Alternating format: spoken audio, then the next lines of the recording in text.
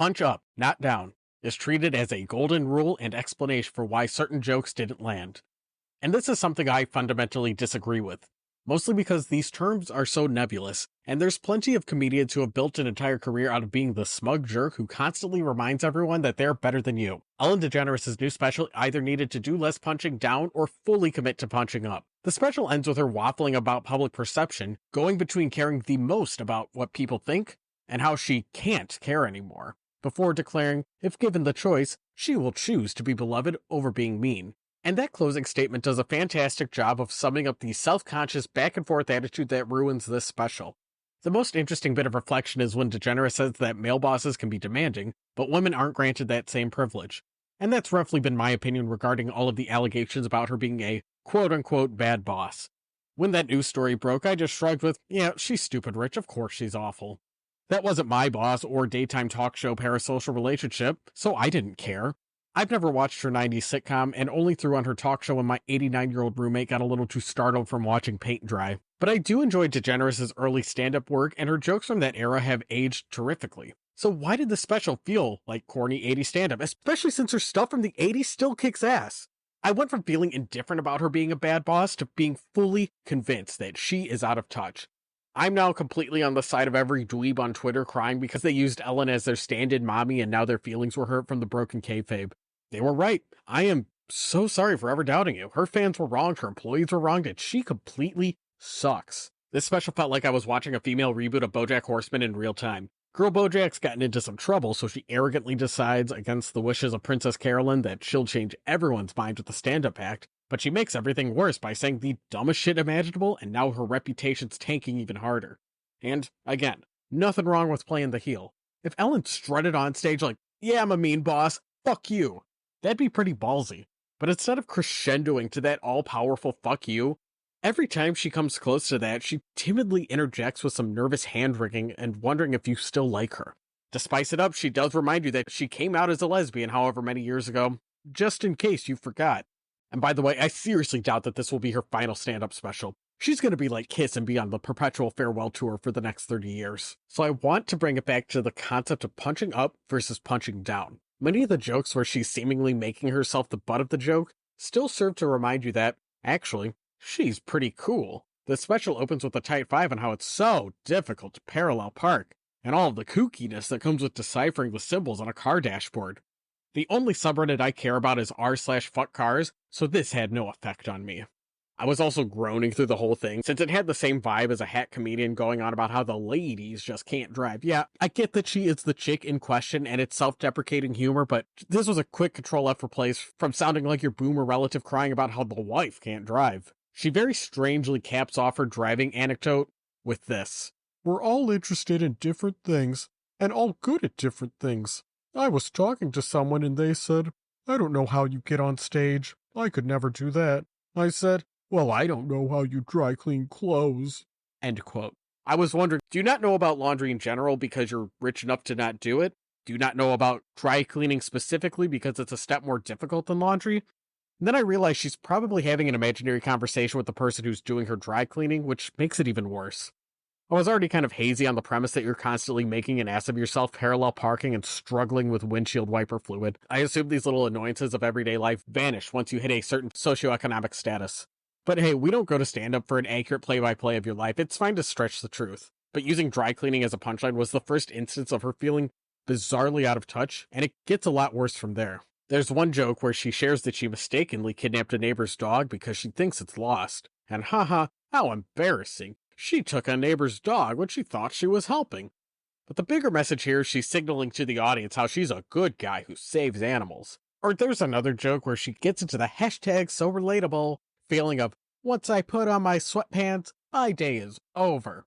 But she goes on to share that one day after she put on her comfy clothes, she got a text asking if she wanted to go to a friend's party because Mick Jagger is there. So I'm no longer thinking, yeah, wow, Ellen, you're just like me.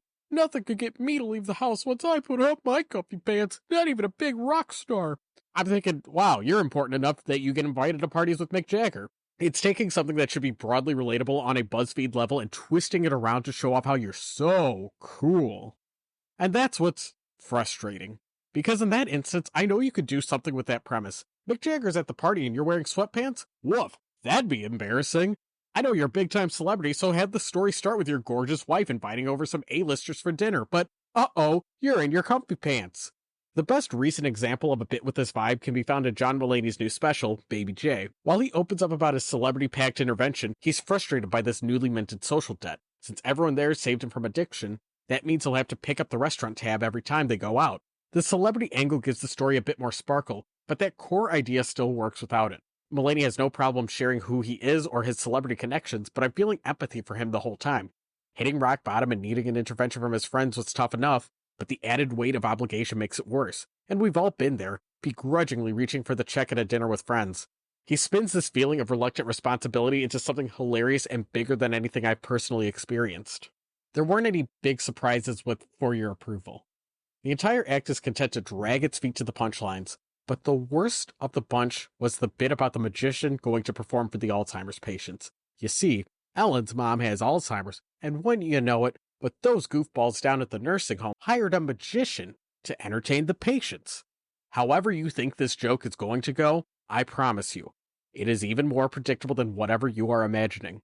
This is another instance where this is a decent enough silly premise, but it's ruined by making Ellen snarking on the sidelines at both the Alzheimer's patients and the poor magician hired to entertain them. If this story was told from the magician's point of view, we could tap more into those feelings of anxiety or joy when he realizes what kind of crowd he's playing to. Or hell, if the story needs to be told from an outsider point of view, why not work at some insight from the staff? How did the head of the party planning committee feel when they realized they booked the worst possible entertainment for the Alzheimer's patients? This is why this special feels incredibly dated. So much of this is thoroughly trapped in Ellen's mindset. She's not using comedy to paint the audience a picture or even beat the baseline expectation of thinking abstractly. She's ham-fistedly telling us how she feels, while awkwardly attempting to secure a few cool points by being safely relatable. Although, in all fairness, there was one joke that did make me laugh. Because I raced to watch this special after I read the headline that Ellen DeGeneres is back in therapy after receiving a deluge of backlash over this special. It made the closing line all the more hilarious, so let me share that with you. Thank you so much. I'm proud of who I've become. When you're a public figure, you're open to everyone's interpretation. I'm sure you've heard the saying, what other people think of me is none of my business. People will say all kinds of things, and you have no control over that. But you know the truth, and that's all that matters. But that is easier said than done, because being in this business, I have had to care what people think. Because being a comedian or a host, it's our only real currency for success. If they like you, you're in, and if they don't, you're out. And I've spent a lifetime trying to make people happy, and I've cared far too much what other people think of me. So the thought of anyone thinking that I'm mean was devastating to me, and it consumed me for a long time. But with time, you gain perspective, which is one good thing about aging. It doesn't totally make up for the arthritis and brittle bones, but... Hold for applause. But with perspective, you realize that caring what people think, to a degree, is healthy. But not if it affects your mental health. So after a lifetime of caring, I just can't anymore, so I don't. But if I'm being honest, and I have a choice of people remembering me as someone who is mean or someone who is beloved. She then riffs on how to say the word beloved, pondering its correct grammatical usage, before building into repeating this sentence with different cadences. Someone who is beloved. I choose that. Thank you.